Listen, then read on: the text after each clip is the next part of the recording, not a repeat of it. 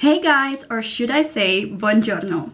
I know I promised a video about the Peloponnese in Greece, but I have a very fun reason to postpone it until August. I may or may not have booked a couple of trips, and one of them is going to be Firenze, Florence in Italy, if all goes to plan. So I decided to make another series, this time about the 3 best known cities in Italy: Rome, Venice, and Florence. In this video, I am talking you through 10 reasons why you should go to Rome, what to see there, what to eat, and where to stay. Everything I mention is in the description below. Rome is one of my favorite European cities. You can travel Rome by bus, by metro, or on foot.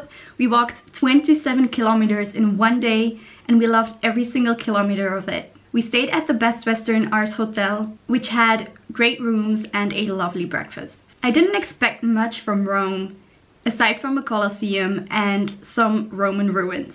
But man, was I surprised. Around every corner there is a new beautiful church or piazza. The most famous piazzas or squares are Piazza del Popolo, Santa Maria in Trastevere, Campo dei Fiori, and Piazza Navona. Any church you enter might surprise you with its decorations. Well-known churches are the Basilica di Santa Maria Maggiore and the San Giovanni in Laterano. Anyway, let's get to the 10 reasons.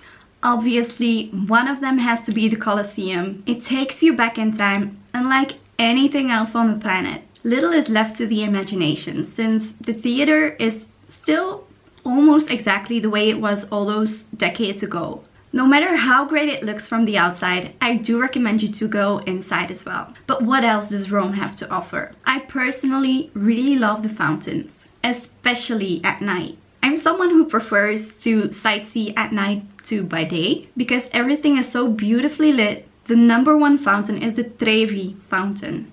It consists of huge mythological sculptures that were designed by Bernini. Don't forget to throw a coin into the fountain if you want to return to Rome. Other fountains that you can't miss are Bernini's Fountain of the 4 Rivers, the Fontana del Moro, and the Fontana di Nettuno on the beautiful Piazza Navona. Does Vatican City count as Rome? In theory it doesn't, because it's completely independent, but it would be rude not to visit it when in Rome, right? Eye-catchers are the St. Peter's Basilica and the obelisk on the St. Peter's Square. We visited the Vatican Museum to see the famous Michelangelo paintings on the ceiling of the Sisitine Chapel. They are some of my all-time favorite paintings, but it wasn't a great experience at all. The line to get in is so long, you need a couple of precious hours to queue. Then once you get inside, it is so crowded that you are going through the halls like a flock of sheep. And then once you finally reach the Sisitine Chapel, they tell you that you can't stand still, that the flock has to keep moving. You can't take any pictures. You don't really have time to take it all in, to look at every single painting. It was disappointing, but I would have wanted to see it anyway. And I think that right now, with travel being restricted, it might be the perfect time to go and see it. Another gorgeous building in Rome is the Pantheon. To be fair, Rome is full of beautiful buildings, and many are more beautiful on the outside than this one, although the entrance is impressive. But hey, it's what's inside that counts, right? The ceiling is the building's main feature. The way the natural light comes in through the hole in the ceiling is just almost magical. The building is also blissfully symmetrical, just like any classical building. It is one of the best preserved Roman buildings in the world. Next up are the Spanish Steps. These steps lead up to a French church and start at the beautiful Spanish Square. In the streets around these steps are the best luxury stores in Rome, all the big brands. So if you have some extra cash to spend, this is the place to be. Even if it's the first time you want to buy and invest into something luxury, I think that it's the perfect timing when you're on a trip, because it doesn't just have the price tag attached, it also has the memories of the trip attached. So it makes it extra special. You might not know that I have studied Latin for 6 years when I was in high school. So I grew up listening to the tales that the Romans wrote down, and a lot of them took place in Rome. I loved visiting the leftover sites where these stories came to life. Take for example the Roman Forum, the Palatine Hill, Ostia Antica, and the baths of Caracalla. Do you know the saying that all roads lead to Rome? Well, the Appian Way was one of them. It was one of the roads that connected Rome to the rest of the Roman Empire.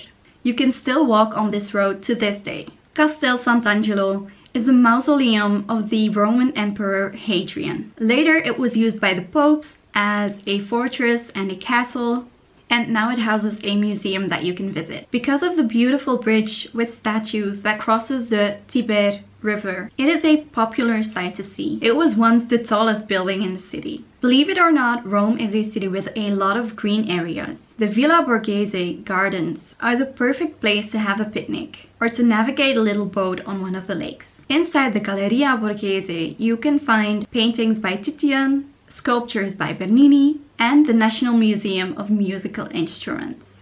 The Victor Emmanuel II monument was built in honor of the first king of modern Italy. It looks a lot like a parliament or a very important building because it is so huge. It just houses a couple of museums and you have a great view from the top of the building. If there is anything people associate with Rome more than the Colosseum, or at least as much, it's Italian food. For a foodie like me, Rome is an absolute delight. I won't even tell you where to eat because the best way to explore Rome is to just get lost in the streets and eat wherever you end up. It has amazing fresh pizza and pasta around every single corner.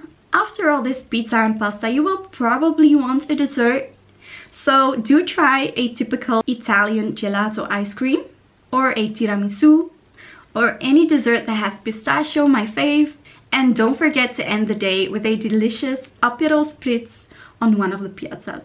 Make sure you subscribe and hit the bell notification so that you can see my next travel guides about Venice and Florence and the Peloponnese in Greece, as I promised. I hope you enjoyed the video and hopefully I'll see you in the next one. Bye!